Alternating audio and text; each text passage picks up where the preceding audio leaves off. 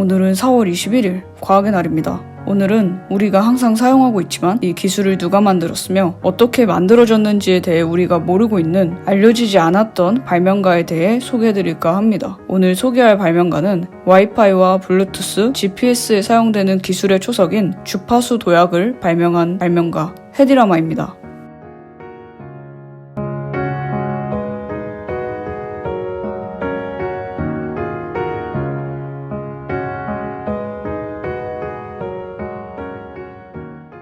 헤디라마는 유럽에서 가장 아름다운 여인으로 불렸던 사람입니다. 1913년 오스트리아에서 태어났습니다. 정식으로 교육을 받은 적은 없고 거의 독학이었지만 5살 때부터 뮤직박스를 분해하고 다시 조립하거나 화학을 좋아하는 등 지적인 호기심이 많았다고 합니다. 항상 헤디는 자신의 발자취를 세상에 남기고 싶어 했습니다. 헤디는 어렸을 때부터 자신이 파티에 등장하기만 하면 모두 대화를 멈춘다는 것을 알았습니다. 그녀가 똑똑해서요? 아니요, 아름다운 외모 때문이었습니다. 그렇게 그녀는 10대에 영화계에 들어가게 되고 1933년 엑스터시라는 영화를 찍으며 세계적으로 유명세를 떨치게 됩니다. 왜 이 영화가 유명세를 떨쳤냐고요? 그녀의 나체가 나왔으니까요. 이 영화의 성적인 묘사가 너무 노골적이라 당시 상영 금지 처분도 받았다고 합니다. 하지만 그 내면에는 엑스터시 영화 촬영 당시 제작진 측으로부터 시키는 대로 하지 않으면 바늘을 꽂아버릴 거라는 강요를 들으며 누드 촬영을 진행했다고 합니다. 어린 나이에 찍은 이 영화로 인해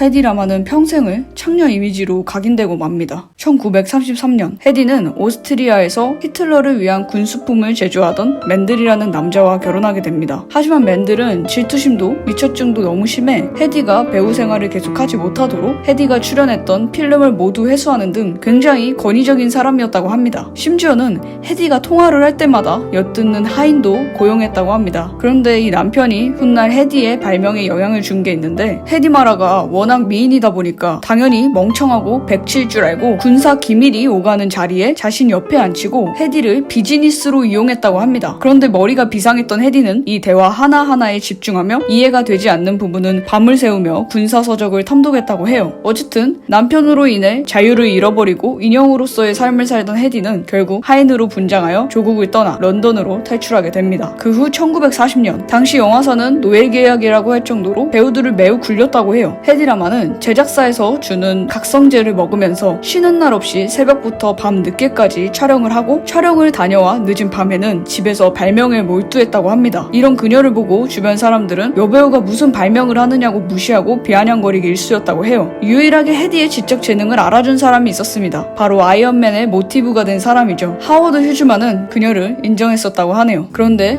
2차 세계대전이 한창이던 1940년 어느 날 헤디는 독일이 영국 선박을 어뢰로 공격해 어린이 83명을 포함해 293명이 사망한 뉴스를 접하게 됩니다. 이 사건으로 모두가 히틀러가 이끄는 나치의 위기를 느끼며 무기력해져 있었는데요. 이러한 상황에서 오히려 더 강해진 사람이 있었습니다. 그게 바로 헤디라마죠. 연합군이 독일군과 대등하게 싸울 방법을 고민하다가 전파 방해나 교란 없이 목표물로 어뢰를 인도할 보안을 생각해낸 것입니다. 영리한 적이라면 어뢰와 교신하는 주파수를 찾아내 교란할 테니까요. 하지만 헤디는 이러한 기술을 구현할 교육을 받아본 적이 없었습니다. 때문에 친구 조지 엔타일의 도움을 받아 여러 개의 주파수를 바꿔가며 교란을 피하는 방법을 개발했습니다. 하나의 주파수만으로 신호를 전달하면 적이 그 주파수를 찾아내어 교란할 수도 있으니까요. 이것이 바로 현재 와이파이, 블루투스 등의 기술의 초석이 된 주파수 도약입니다. 당시 발명가 협회도 이를 인정했습니다. 드디어 특허 출원의 날, 둘은 이를 발명가 협회에 기증했습니다. 하지만 협회는 이 특허권을 해군에게 넘겼어요. 원래 군대가 특허를 사용하면 발명가에게 돈을 지불하는 게 상례거든요. 그런데 해군은 이를 무시하며 헤디에게 이렇게 말합니다. 꼬마 아가씨, 전쟁을 돕고 싶다면 새 어뢰 같은 걸 만들지 말고 나가서 전쟁 채권이나 팔지 그래. 발명은 전문가인 나에게 맡기고 나가서 돈이나 모아오시지 라고 했대요. 그녀의 재능과 능력을 모두 짓밟은 채 나가서 외모를 이용해 돈이나 모아오라고 한 겁니다. 근데 또 정부에 힘이 되고 싶었던 헤디는 정부의 채권 투어에 참여합니다. 미국 시민은 아니지만 미국을 위해 미국 군인들 앞에서 춤을 추고 낯선 군인들에게 키스를 팔고 군부대용 성인 영화를 찍으며 헤디가 판 전쟁 채권이 무려 2,500만 달러라고 합니다. 지금 돈으로 환산하면 3억 4천만 달러요. 군은 그저 헤디를 채권팔이로 쓴 것입니다. 설상가상으로 미국은 1942년 헤디가 외국인이라는 이유로 특허권을 빼앗았습니다. 채권팔이로 이용할 때는 외국인이 아니었다가 헤디가 나라를 위해 발명을 내놓으니 특허를 빼앗아간 것입니다. 그리고 무려 1969년까지 헤디는 특허에 관한 아무 인정도 받지 못했습니다. 이미 헤디가 발명한 주파수 도약으로 군사 통신까지 쓰고 있었는데 말이죠. 그녀가 발명한 주파수 도약 기술로 현재 우리는 와이파이, 블루투스, GPS, 군사위성 등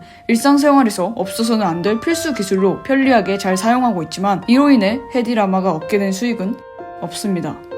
이미 특허가 만료됐었거든요. 그러다 헤디 라마가 죽기 3년 전인 1997년 미국 전자개척자 재단에서 공로를 인정받아 공로상을 수상합니다. 이때 그녀가 한 수상 소감은 많은 생각이 들게 합니다.